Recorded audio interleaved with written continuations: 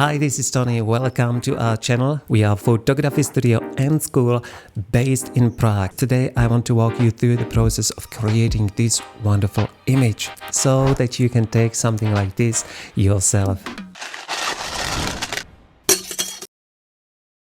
We are going to use continuous lights to see what it's doing in a real time and all the time during the photo shoot. When I teach students that are new to studio lighting, I always begin with continuous light. It's much easier to understand something that you can see. Flashing can be quite confusing, especially at the beginning. I'm shooting today with Danny. She is fantastic Czech model. I don't have to give her any instructions.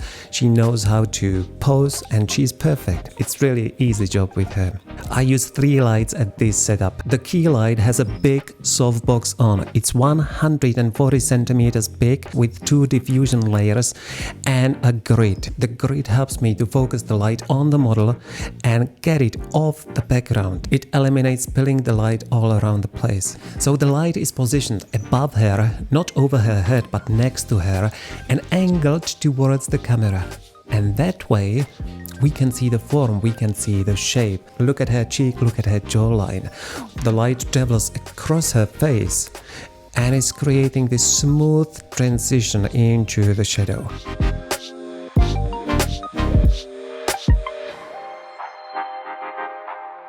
You can see the shadows are really deep without any detail, and that's why I bring on the second light. I simply bounce the light back from V flat, which is around 4 meters away from Danny in 45-degree angle.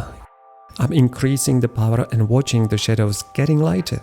That's great advantage of continuous lights. The role of this second light is to lift up the shadows. It's not too much, it's hardly noticeable, but it's there and it helps a lot.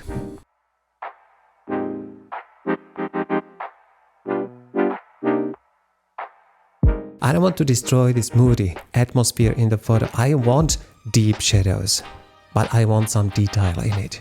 That's the part of the second light.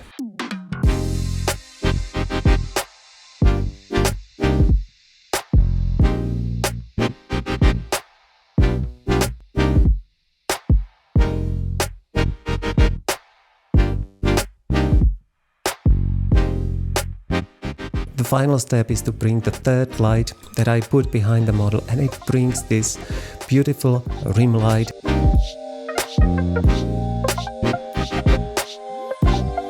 It's got just barn doors on it, and I quite open it and I send the light on the hair of a model, and it creates this beautiful separation and depth in the photo. The color temperature is set 3500 kelvins, and this warm color makes the photo really pop out.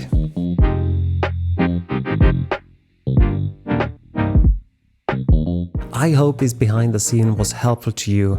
If you found this tutorial helpful, I'm asking you to subscribe to our channel, and I'll be back soon with another dose of inspiration from Prague. Bye bye.